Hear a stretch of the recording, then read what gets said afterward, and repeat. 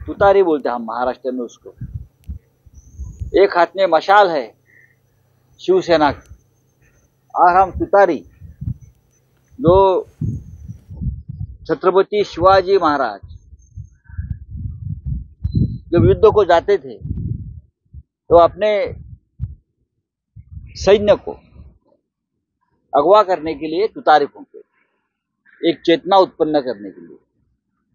आज शरद पवार जी छत्रपति शिवाजी महाराज की राजधानी रायगढ़ किले पर जाकर, मुझे लगता है उनका एक कार्यक्रम है, उनके जो चिन्ह है तुतारी, उनका अनावरण करने का।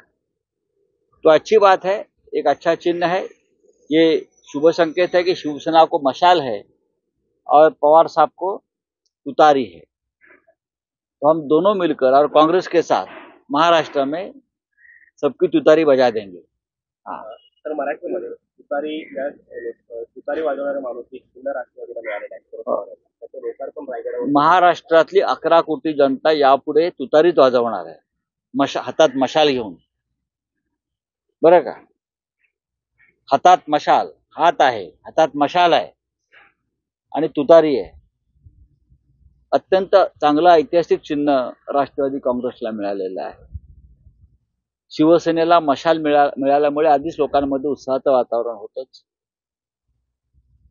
आणि मी तर आता असं ऐकतोय, काल जे.पी. नड्डा मुंबईत आले काही 2 दिवसापूर्वी, आणि त्यांनी अजित पवार आणि शिंदे गटापुढे प्रस्ताव ठेवलाय की तुमचे उमेदवार कमळावर लढतील। कारण धनुष्यबाण जर तुम्हाला मिळालं असलं तरी तुम्हाला लोक मतदान करणार नाही। घड्याळ जरी तुम्हाला मिळालं असलं, म्हणजे दिलं असलं चोरून, तरी तुम्हाला लोक मतदान करणार नाही। त्याच्यामुळे कमळावर लढा, कमळाबाईच्या पदराखाली लपा आणि निवडणूक लढा, असा प्रस्ताव जे.पी. नड्डा यांनी दिलाय। हे जर खोटं असेल तर त्याने समोरून सांगावं। म्हणजे ही यांची अवस्था आहे या दोन गटांची। त्यांना त्यांच्या चिन्हावर जे चिन्ह चोरलं दोघांनी मिळून इलेक्शन कमिशनच्या मदतीनं, त्या चिन्हावर त्यांना निवडणुका लढण्याची हिंमत नाही। आणि भारतीय जनता पक्षाला सुद्धा हे फुटलेले 2 गट जे आहेत त्यांना त्यांच्या चिन्हावर निवडणुका लढू देण्याची धाडस नाहीये।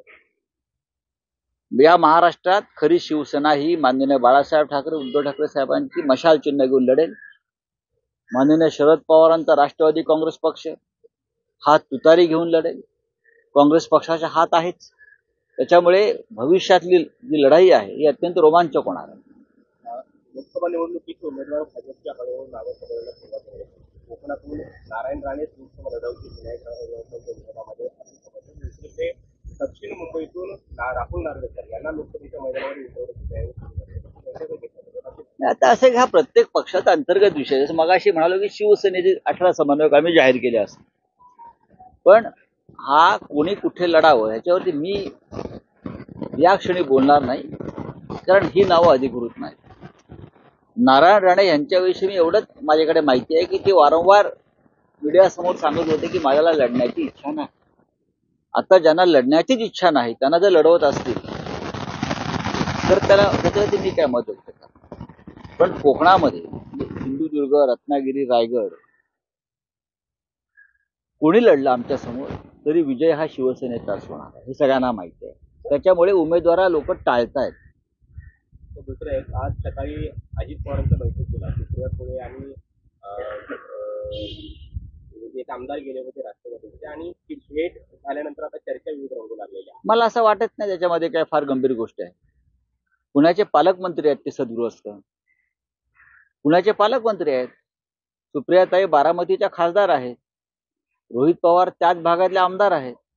आता पालकमंत्र्यांच्या एखाद्या बैठकीला आपल्या विभागाचे प्रश्न घेऊन जर कोणी जात असेल तर त्यात एवढं चिंता व्यक्त करावी असं मला काय वाटत नाही। ती काय व्यक्तिगत बैठक नव्हती, ती शासकीय बैठक होती। सर, आसाम सरकार का एक बड़ा फैसला है जहाँ पे मुस्लिम विवाह और तलाक का जो अधिनियम है इसको खत्म करने की बात की गई है। देखना पड़ेगा। तो किसान आंदोलन से अभी तक ऐसा रिश्ता नहीं है कि ऑफिसर ने गोली चलाई। किसान आंदोलन में एक मौत हो गई और मैं आपको बताना चाहता हूं, जो दर्शन सिंह की मौत हो गई उसके ऊपर ब्रिटिश पार्लियामेंट में कल चर्चा हुई। कल ब्रिटिश पार्लियामेंट में किसान आंदोलन और एक किसान की जो हत्या हुई है उसके ऊपर कल ब्रिटिश पार्लियामेंट में चर्चा हुई है। लेकिन हमारे देश में भारतीय जनता पार्टी, उनकी सरकार चर्चा नहीं कर रही। एफआईआर दर्ज करो, क्यों ये आदमी जो हमारा है कार्यकर्ता किसान, उनकी हत्या क्यों हुई, किसके आदेश से उसके ऊपर गोली चलाई। आप किसानों के अपने आप को मसीहा मानते हो ना, और आपकी सरकार एक किसान की हत्या करती है, ये गंभीर बात है। एफआईआर लॉन्च करो। सर, राहुल जरांगे पाटिल ने कुछ समय पहले एक बयान दिया था कि एक तरफ राम मंदिर बन रहा है और दूसरी तरफ जो है जो यूथ है, जो जवान है, वो सड़क पर दारू पी के नाचते हुए दिख रहे हैं। इस पर मोदी ने ये कहा है कि जो जिनके होश ठिकाने नहीं है वो यूथ को टारगेट कर रहे हैं। देखिए, मोदी जी की बात पर आप ज्यादा ध्यान मत दीजिए। किसका होश उड़ गया है और किसका होश ठिकाने पे नहीं है, ये जनता तय करेगी। एक बात है कि राम लल्ला का मंदिर जरूर बना है, लेकिन इस देश का जो युवा है वो बेरोजगार है।